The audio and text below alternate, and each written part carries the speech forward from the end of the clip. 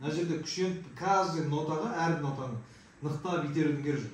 Мына жерде 3 нотаң 1 нота сияқты болу керек. 1 дыбыс сияқты. То есть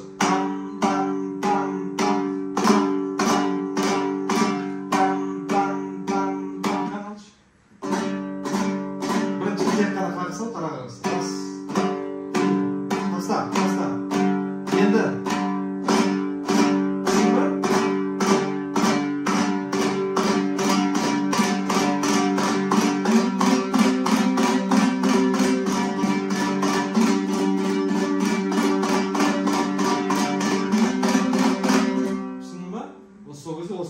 ол үшін жаңағы неге характерін беру үшін мына каждый деп бөлсең болмай қалады. Бұл бөлінбеу керек.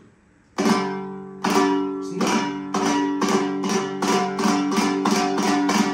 Осылай болу керек. О!